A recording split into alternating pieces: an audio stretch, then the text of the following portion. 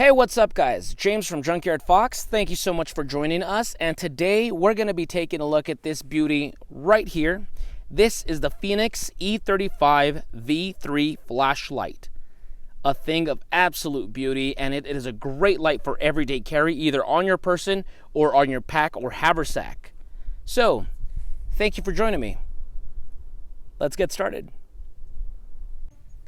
So we still have about 20 minutes before the sun sets. So before I start showing the different light modes, it has 6 different light modes. Let me just give you guys the brief rundown on the specs and my first impressions. So right off the bat, this is the first Fenix light that I ever use. And so far I'm impressed. It is a very handsome light. And it is very, very powerful. I really like it. Now, I'm not the biggest aesthetics guy when it comes to flashlights. I really don't care. But I do gotta admit, those little copper highlights on the button and on the bezel, they're really cool. I really like that look. It's very classy. So, the specs of this light, the length is 4.65 inches. The tallness of it is 1.40 inches. I could be mistaken there. I know it is over an inch tall, slightly past that, but I'll annotate it if I am mistaken. The total weight with the battery inside is 5 ounces. And like with all modern day lights, it's going to be USB rechargeable. USB-C, I'm sorry. So it's, they're moving on up to the USB-C cord. Now, the one thing that's different that I'm not used to is normally when I recharge my lights, there's always just like a little flap here that you open and you connect it, right? With these, with this one, you have to unscrew it because you connect the cord directly onto your battery. You see it right there? So it's just an extra step. It's not the end of the world. I kind of wish it didn't do that, but it's just, once again, it's not a big deal. I'm just nitpicking at that point. But yeah, USB-C rechargeable. Of course, it's going to be impact resistant for 1.5 meters, and it's going to be submersible underwater for up to 2 meters. So, the very modern day flashlight stuff that you come to expect.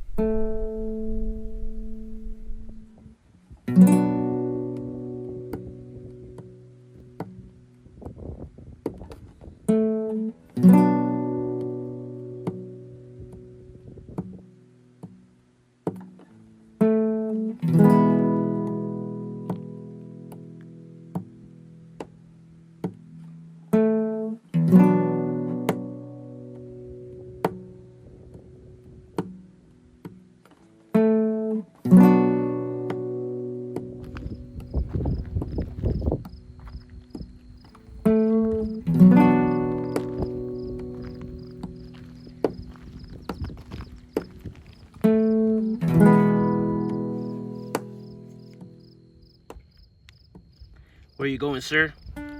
Sir, please, you gotta stop.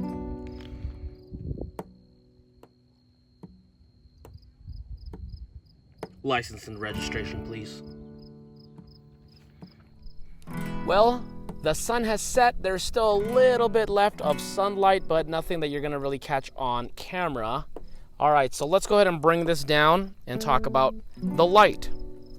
So, in order to power this light on, you just go ahead and press. It's going to be a long press, so you got to hold it for a good solid second. Now, do you see that green light? That's an indicator. I don't know if you saw it. It shuts off after a while, but you saw that it's a solid green. Let me turn it off so you can see it again. So what that means is that it's going to be, right now the battery's at 100 to 85%. When you see it green flashing, it's 85 to 50%. When it's a solid red light, it's 50 to 25. And when it is a red flashing, it's 25 to 1%. So it's a good indicator right there. And then what you do is, it's a long press to power it on, and then short press to alternate between the cycles. Now there's also another feature. It's a lockout feature. So what you do is you're going to go ahead and double click. Oh, sorry about that. I'm sorry. Turn it off and then double click. And you see now it's a lockout feature. So in case you want to put this in your bag and you don't want it bouncing around in there where it can power on when you don't know, and then when you need it, it's low on battery. This will not let you alternate between them. Or if you have kids, for example, and you don't want your toddler to get around to it and mess with it, It's a good lockout feature. I don't think it's as well thought out as they think it is, because the only way to circumvent that, to get, unlock it, is to double click it and you're back to normal. I'm sure if I was a 3-year-old kid, I would have, clicked this thing like 6 times in a row. So I don't know, take that for what you will. I don't think it's as effective as they think, but it's there. The option's there. So anyway, from here, let me go ahead and alternate to make sure that we're at the lowest setting. Okay, so let's talk about the modes. Like I said, there are 6 modes. The lowest one is called Echo mode. This one right here, it is 50 lumens. It will last you 50 hours and can go as far as 30 meters. So this is pretty damn good. I mean, 50 lumens, it's nothing to scoff at. Now, my one thing is I kind of wish it could have been a little lower when you're talking about, the lowest level you can take it. I would have liked it maybe 20 lumens, but this is still pretty strong. I just kind of wish it was a little lower for when you're, you need to illuminate something inside your tent or like in your glove compartment in the nighttime, and it's not gonna mess with your eyesight. So it does go a pretty good distance. Let me see if I can get my truck. No, I could see the truck through my naked eye, but not coming through the camera. But I can see it. So, it's reaching over there. Okay, so now let's move on to the next one, and it's going to be low mode. So it's just a quick click. That's 150 lumens. That will last you 20 hours and can go as far as 50 meters. You can kind of see through the camera the reflection of my headlight right there. And 150 lumens, it's really good. So, you're wandering the desert, summer nights, as you saw earlier, there's tarantulas, there's scorpions, there's rattlesnakes, there's sharp, yucca and all that. So you want to definitely, when you're wandering in the desert at night, you definitely want a flashlight, something strong and something that's going to be able to go far as well. So this is pretty good right here. Like I said, 150 lumens isn't the strongest, but it's pretty damn strong, and it'll last you 20 hours.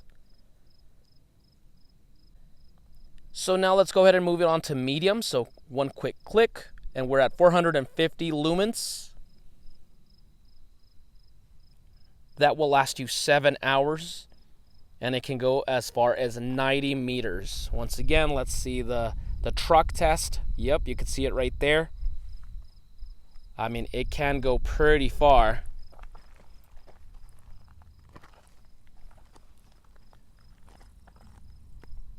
So yeah, that, once again, 450 lumens, that's pretty good for an EDC light already. So now let's go ahead and change it to the next one. And then from here, we're going to click to high. So high is 1,200 lumens, and that will last you 2 hours and 40 minutes, and it'll go as far as 150 meters. This is very strong, very powerful. Really good stuff. Once again, the vehicle, there it is. So yeah, definitely this is really good right here. This is, once again, really good for EDC lights, especially if you're going to carry it in your haversack. Something a little bit stronger than maybe, a keychain light that you would have on you. And lastly, let us go to turbo mode. So one more click. This is 3,000 lumens right here. This will last you 1 hour and 15 minutes, and it can go, the distance is 240 meters. Now this one, I can already feel the flashlight getting very warm, so I don't want to keep it on here very long. I'm going to bring it down. So I brought it down to medium.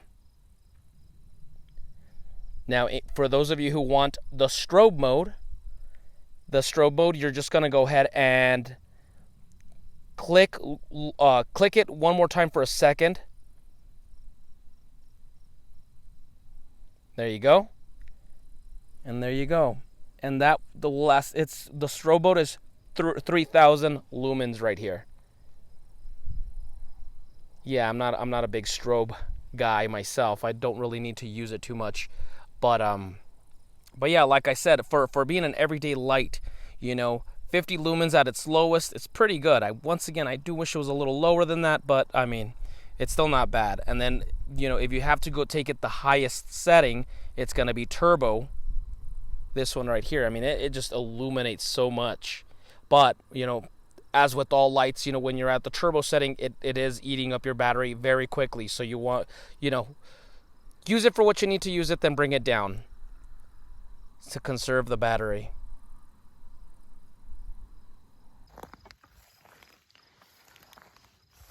Echo mode.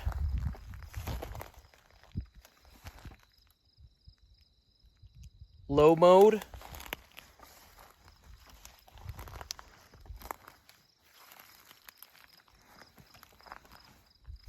Medium.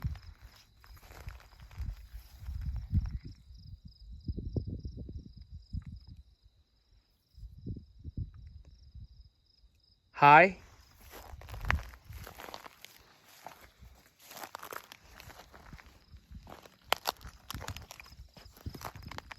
Turbo.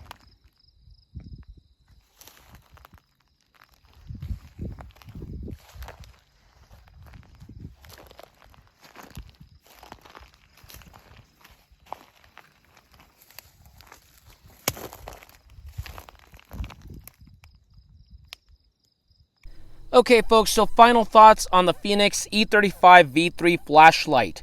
So far, I'm very much enjoying it. I am very much impressed with this light. So I love the versatility in the light modes. I like that it can go from 50 to 3000. I do like that, you know, that is a nice stretch of light modes. I'll be honest, I've been using this for about 2 months, and I tend to keep it around medium. I think that's pretty good for everyday carry. I do live in the city, keep that in mind. Or like if I'm, you know, camping, you know, the camping vicinity isn't that large, right? However, I do like the other modes, especially like if I'm wandering in the desert. Tonight, we're actually out here scouting for rattlesnakes for a future video, and I much rather have it on a higher setting, on a high setting, and notice a rattlesnake 50 feet away than 10 feet away, you know, and it surprises us. So I like that. I will say that I do wish the lowest setting was a little lower than 50 lumens. I tend to use the low settings on my lights. For example, when I'm sleeping in my tent sometimes, and I wake up and I gotta get something from my haversack, my phone charger, something like that, right? And, you know, I don't want it to hurt my eyes, you know, when I put it in a low setting while I rummage through the contents of the bag. So 50 lumens, I'd say it is getting a little high, but I mean, it's not the end of the world. One thing I do gotta get used to is just unscrewing the top and then charging the battery directly with the cord.